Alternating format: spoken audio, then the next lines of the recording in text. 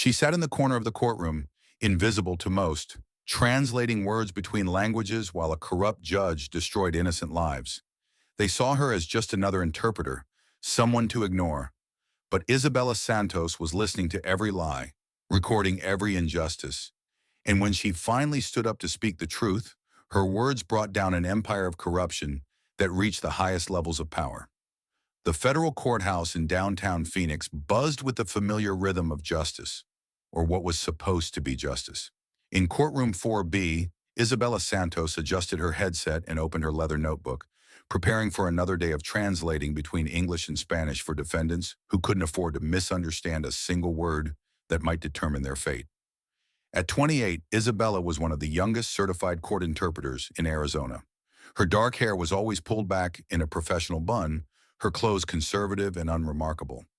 Navy blazers, white blouses, sensible flats. She'd learned early in her career that blending into the background was survival. Lawyers ignored her, judges barely acknowledged her presence, and defendants looked through her as if she were just another piece of courthouse furniture. But Isabella saw everything. She'd grown up in a bilingual household where her Mexican grandmother spoke only Spanish and her American grandfather only English. Isabella had been their bridge, their translator, their voice. That childhood experience had taught her something crucial. When you're the person in the middle, you hear all the secrets. Today felt different, though. Judge Harrison Blackwood strode into the courtroom like he owned not just the bench, but every soul in the room. At 58, Blackwood was Phoenix's golden boy of justice. Tough on crime, beloved by voters, rumored to be considering a run for state Supreme Court. His silver hair was perfectly styled, his robes immaculate, and his reputation for harsh sentences had made him a local celebrity. Isabella had been interpreting in Blackwood's courtroom for 6 months, and something had been gnawing at her.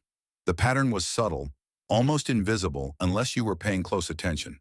But Isabella was always paying attention. The first case was called State versus Rodriguez. Maria Rodriguez, a 34-year-old mother of 3, stood accused of drug trafficking. As Isabella translated the charges, she watched Maria's face crumple with fear. The woman kept saying in Spanish, "I don't understand. I just cleaned the house." "I didn't know anything was in the basement." Blackwood's voice cut through the room like a blade. "Counselor, what's the state's offer?" The prosecutor, District Attorney Victoria Cross, stood with predatory confidence. At 42, Cross had built her career on high conviction rates and media-friendly cases. Her red hair was razor-sharp, her suits expensive, and her smile never reached her eyes. "Your Honor, given the defendant's proximity to $50,000 worth of heroin, we're offering 15 years, no parole eligibility for 10, Isabella translated, watching Maria's legs nearly give out. The woman's public defender, a tired-looking man named James Wright, barely glanced up from his files. "My client will need time to consider," Wright mumbled. "Take all the time you need," Blackwood said, his tone suggesting the opposite. "But let's be realistic about the evidence here." As Isabella translated Blackwood's words, she noticed something that made her stomach turn. The judge's eyes weren't on Maria Rodriguez. They were on Dia Cross, and they shared a look that lasted just a moment too long. A look that said, "We both know how this ends." Isabella had seen that look before, 3 times in the past month to be exact. The second case was even worse. State versus Hernandez involved a 19-year-old boy named Diego who'd been caught with marijuana during a traffic stop. The amount was barely enough for a misdemeanor, but somehow it had been upgraded to distribution charges. "Your Honor," the prosecutor continued, "despite the defendant's age, we believe a message needs to be sent to the community. We're recommending 3 years in state prison." Diego's mother started crying in the gallery. Isabella's hands trembled slightly as she translated the judge's response. "Son, you're lucky the state is being generous. In my courtroom, drug dealers get the book thrown at them." But Diego wasn't a drug dealer. Isabella could see it in his eyes. The same confusion she'd grown up seeing in her grandmother's face when English-speaking bureaucrats made decisions about her life without explanation. Diego was just a kid who'd made a mistake. But in Blackwood's courtroom, mistakes by young Hispanic men seemed to carry unusually heavy consequences. The pattern was becoming undeniable. During the lunch recess, Isabella walked to her usual spot in the courthouse cafeteria, a small table by the window where she could eat her homemade tamales and review her notes. She'd started keeping unofficial records 6 months ago, not because she intended to do anything with them, but because her grandmother had always told her, Mia, when someone powerful is lying, someone powerless needs to be remembering the truth. Isabella pulled out a second notebook, this one hidden beneath her official court documents. In it, she'd been tracking something disturbing. Hispanic defendants in Blackwood's court received sentences averaging 40% longer than white defendants for similar crimes. Plea deals offered to Hispanic defendants were consistently harsher. Cases involving Hispanic defendants were rushed through the system with minimal defense preparation time. Judge Blackwood and DA Cross had been seen having private meetings outside the courthouse. As she wrote, Isabella noticed someone approaching her table. She looked up to see Marcus Rivera, a young defense attorney who specialized in immigration cases. At 31, Marcus had the idealism of someone who still believed the system could be fair, and the exhaustion of someone learning otherwise. Isabella, right? You're the interpreter in 4B. She nodded, closing her notebook quickly. I wanted to ask you something, Marcus said, lowering his voice. Have you noticed anything strange about the sentencing patterns in Blackwood's courtroom? Isabella's heart rate quickened. She wasn't the only one seeing it. I'm just an interpreter, she said carefully. I translate words, not patterns. Marcus sat down anyway. Look, I know you have to be careful, but I've got 3 clients who got railroaded in that courtroom, and I can't prove why. The sentences don't match the crimes, the plea offers are garbage, and every time I try to get more time to prepare, Blackwood shuts me down. Isabella studied Marcus's face. She could see the genuine frustration there, the same helplessness she'd been feeling for months. What do you think is happening? She asked quietly. I think someone's getting paid to send Hispanic defendants to prison, Marcus said bluntly. I think there's a quota system, and I think Judge Blackwood and DA Cross are in on it together. The words hung in the air between them like a loaded gun. Isabella knew Marcus was right, but knowing something and proving it were 2 different things entirely. Even if that were true, Isabella said, what could we do about it? You're one defense attorney. I'm just a translator. Maybe, Marcus said, but you're a translator who hears everything and sees everything. And I'm a defense attorney who knows how to use evidence. He slid a business card across the table. If you ever decide that translating injustice isn't enough anymore, call me. That afternoon, Isabella returned to courtroom 4B with Marcus's words echoing in her mind. The next case was State versus Lopez, an 18-year-old girl named Sofia who'd been caught shoplifting makeup from a department store. First offense, $47 worth of merchandise, but somehow the charges had been elevated to felony retail fraud. As Isabella translated the charges, she watched Sofia's face. The girl was terrified, barely understanding what was happening to her. Her family sat in the gallery, her mother in a restaurant uniform, probably missing work to be here, her father in construction clothes with concrete dust still on his boots. DA Cross stood to address the court. Your Honor, while this might seem like a minor offense, the defendant's willingness to steal shows a pattern of criminal thinking that needs to be corrected. We're recommending 18 months in county jail, followed by 2 years probation. 18 months in jail for stealing makeup, Isabella translated, watching Sofia's mother gasp and grab her husband's arm. The public defender, a different overworked lawyer this time, barely looked up from his notes. Your Honor, my client is willing to accept responsibility and pay restitution. Counselor, Blackwood interrupted, in my courtroom, we don't negotiate with criminals. Miss Lopez made a choice to steal. Actions have consequences. But as Blackwood spoke, Isabella caught something else. His phone, sitting on his bench, lit up with a text message. The screen was angled just enough for Isabella to see part of it. Another one ready for transport. Payment confirmed. Isabella's blood went cold. Payment for what? Transport where? The pieces suddenly clicked together in her mind like a horrible puzzle. She'd been interpreting in criminal courts for 5 years, and she knew that private prisons in Arizona got paid per inmate. The more prisoners they housed, the more money they made. And someone, multiple someones, were making sure those beds stayed filled with young Hispanic defendants who couldn't fight back effectively. Sofia Lopez was sentenced to 15 months in county jail. As she was led away in handcuffs, her mother's sobs echoed through the courtroom. Isabella couldn't take it anymore. That evening, Isabella sat in her small apartment in Tempe, staring at her notebook spread across her kitchen table. 2 years of careful observations, documented patterns, suspicious communications she'd witnessed. She'd never intended to become a whistleblower, but how could she continue to watch innocent people be fed into a system designed to destroy them? Her phone rang. It was her mother calling from Tucson. "Mija, you sound tired. Everything okay?" "Just work, Mama." "Long days. You know, your abuela used to say that sometimes God puts us in certain places not for our own benefit, but because someone needs us to be their voice." Isabella's throat tightened. Her grandmother had died 2 years ago, but her words still guided Isabella's moral compass. "What if being someone's voice meant putting yourself at risk?" Isabella asked. "Then you pray for strength and you do what's right anyway," her mother said without hesitation. "That's what it means to be Santos women." After hanging up, Isabella made her decision. She picked up Marcus Rivera's business card and dialed his number. "Marcus, it's Isabella. I need to tell you something, but we can't meet anywhere near the courthouse. And I need to know, if I help you prove what we both suspect, what happens to me?" "I won't lie to you," Marcus said. "If we're right about this, and if we can prove it, you'll probably never work as a court interpreter again. They'll blacklist you from the system. And if we don't prove it, then more people like Sofia Lopez go to jail for crimes that don't deserve prison sentences, and the people making money off their imprisonment keep getting richer."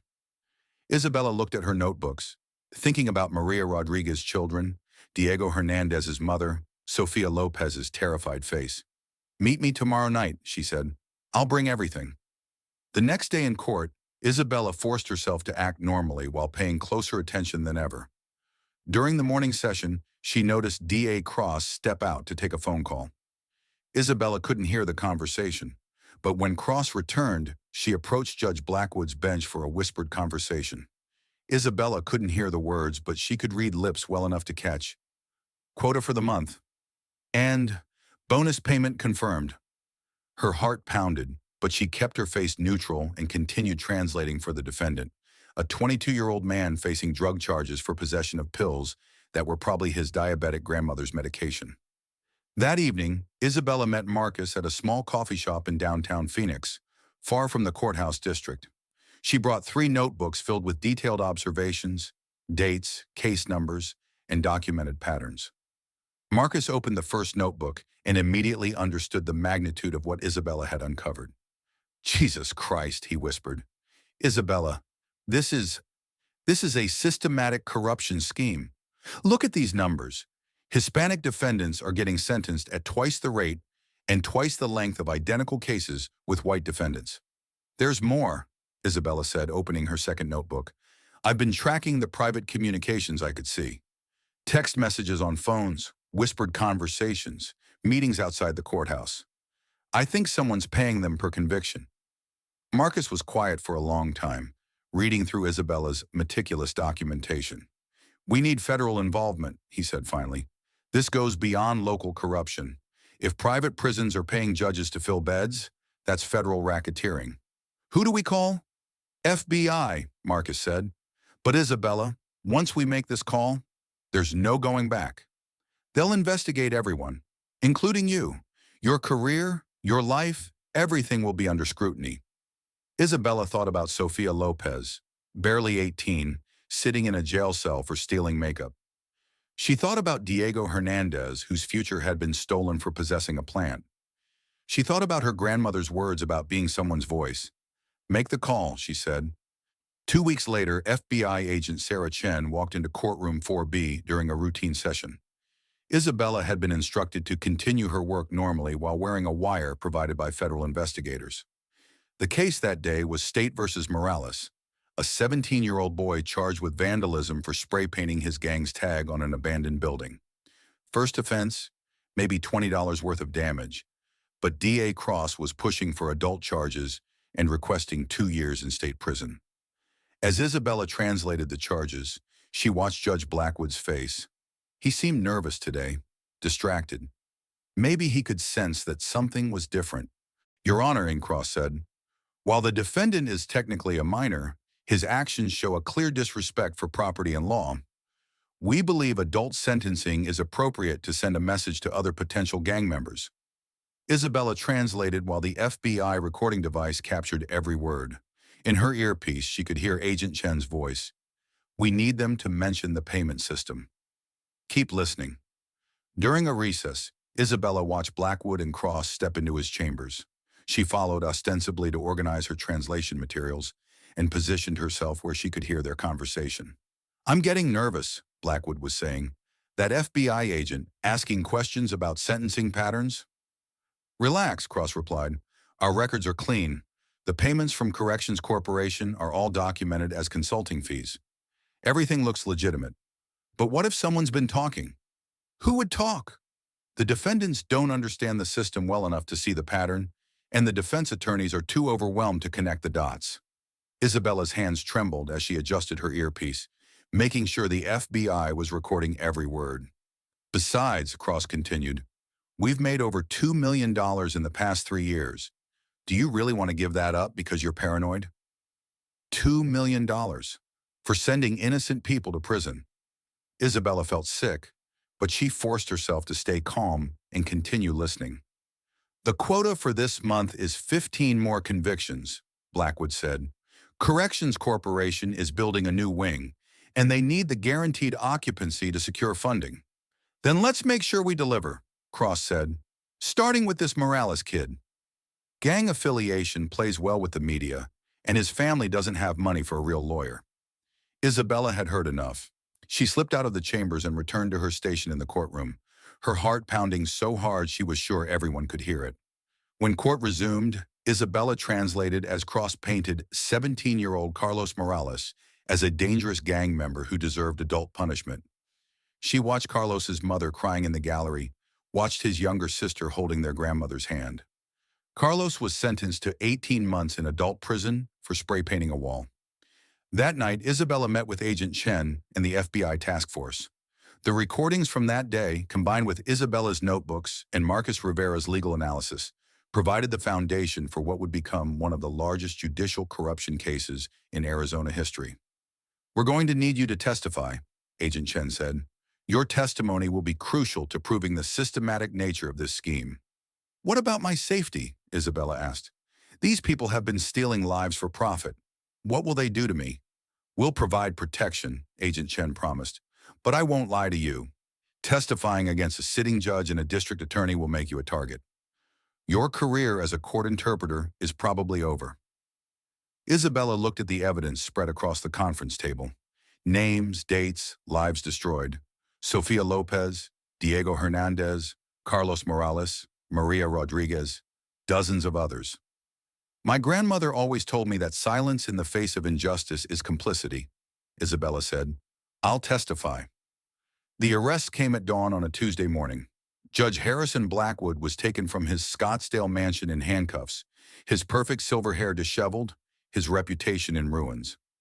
DA Victoria Cross was arrested at her office, her staff watching in shock as federal agents led her away.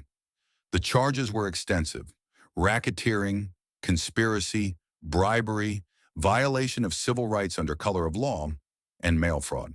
The FBI had uncovered a systematic scheme where Corrections Corporation of America was paying Blackwood and Cross $50,000 per month each, plus bonuses for exceeding conviction quotas. The media explosion was immediate and devastating. Local news crews camped outside the courthouse. National networks picked up the story. Social media erupted with hashtags like #JusticeForSale and #PrisonForProfit. But the real story came when Isabella Santos, the quiet court interpreter who'd exposed everything, agreed to be interviewed. She sat across from Channel 12's investigative reporter, wearing a simple blue dress, her hair pulled back in her usual professional style. She looked nervous but determined. Ms. Santos, you could have remained silent. You could have kept your job, stayed invisible. Why did you come forward? Isabella took a deep breath, thinking of all the faces she'd seen sentenced unjustly. Because being invisible means you see everything, she said. And when you see innocent people being fed into a system designed to profit from their imprisonment, staying silent makes you part of the problem.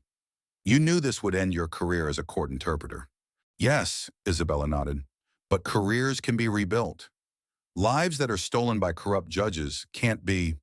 What do you want people to understand about what happened here? Isabella looked directly into the camera, speaking to every person who'd ever felt powerless in the face of injustice. I want them to understand that the people society ignores, the translators, the clerks, the janitors, the people in the background, we see everything. And sometimes we're the only ones in a position to speak for people who don't have a voice. The interview went viral within hours. Number sign Isabella Santos began trending on social media. Donations poured into a legal defense fund that Marcus Rivera had established for the wrongfully convicted defendants. The trial of Harrison Blackwood and Victoria Cross became a national sensation. Isabella's testimony was the centerpiece of the prosecution's case. For 3 days, she sat on the witness stand, methodically walking the jury through her notebooks, her observations, her recordings. Defense attorneys tried to discredit her, calling her a disgruntled employee, a publicity seeker, an unreliable witness. But Isabella's documentation was too thorough, her testimony too consistent, her moral authority too clear. On the final day of her testimony, the defense attorney made a last desperate attempt. Ms. Santos, isn't it true that you came forward not out of moral obligation, but because you were angry about being overlooked and ignored in the courthouse? Isabella considered the question carefully before answering. Sir, I spent 5 years being overlooked and ignored, and I never said a word. But when I realized that other people, people who looked like me, people who spoke my language, people whose families trusted me to be their voice, were being overlooked and ignored by a system that was supposed to protect them, staying silent stopped being an option. The courtroom was dead silent. Being invisible taught me something important, Isabella continued. It taught me that the most powerful people in any room are often the ones nobody notices, because we're the ones who hear all the secrets, who see all the corruption, who know where all the bodies are buried. Judge Blackwood and D.A. Cross were convicted on all charges. Blackwood received 25 years in federal prison. Cross received 20 years. Corrections. Corporation of America paid a $500 million fine and agreed to federal oversight of their operations.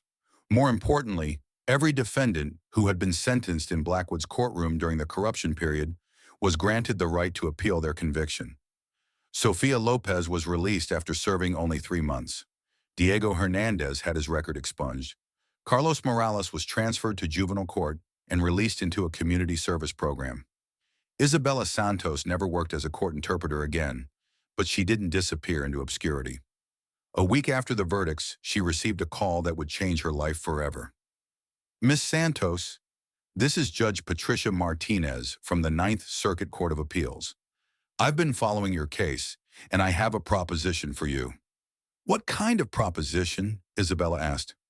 We're starting a new federal oversight program for court interpreters, essentially a watchdog system to prevent the kind of corruption you exposed. We need someone to head the program, someone who understands both the linguistic challenges and the potential for abuse. Would you be interested? Isabella thought about her grandmother's words about being placed where someone needs you to be their voice. Tell me more, she said. 6 months later, Isabella Santos stood in a federal courthouse in Washington, D.C., addressing a room full of court interpreters, federal judges, and civil rights advocates. As the director of the Federal Judicial Language Integrity Program, her job was to train interpreters to recognize and report corruption, bias, and civil rights violations. The most important thing to remember, Isabella told her audience, is that you are not just translating words. You are translating justice. And when justice is being corrupted, you may be the only person in the room who can hear it happening. After her presentation, a young interpreter approached her, a recent immigrant from Guatemala who'd been working in family courts. Ms. Santos, I think I'm seeing something wrong in my courthouse, but I'm afraid to say anything. I need this job to support my family. Isabella recognized the fear in the young woman's eyes. It was the same fear she'd felt for months before finding her courage. "What's your name?" Isabella asked. "Carmen Valdez." "Carmen, let me tell you what my grandmother taught me," Isabella said, putting a gentle hand on the woman's shoulder. "She said that when God puts you in a position to be someone's voice, staying silent isn't just failing them. It's failing yourself." "But what if I lose everything?" Isabella smiled, thinking of Sofia Lopez, now in college on a scholarship, Diego Hernandez working as a youth counselor, Carlos Morales, who'd become an artist instead of a gang member. "Carmen, let me tell you a secret," Isabella said. "When you stand up for people who can't stand up for themselves, you don't lose everything. You find everything that really matters." Isabella Santos had started as a translator, someone paid to be invisible and pass other people's words between languages. But she'd discovered something more powerful than translation: transformation. She'd learned that sometimes the most important words you speak aren't the ones you're paid to translate, but the ones you choose to say when silence would be easier. The quiet court interpreter had become the voice that brought down a corrupt system. And in doing so, she'd found her own voice at last. The federal courthouse in downtown Phoenix still operates in the same building where Isabella Santos once sat invisible in the corner, translating between languages while corruption flourished around her. But now, every courthouse in America has interpreters trained to see what she saw, to recognize what she recognized, to speak up when speaking up matters most. Because Isabella Santos had proven something powerful, that the people society overlooks are often the ones who see everything. And when they finally decide to speak, their words can bring down empires of injustice. Sometimes the most powerful voice in the room belongs to the person everyone thought was just listening.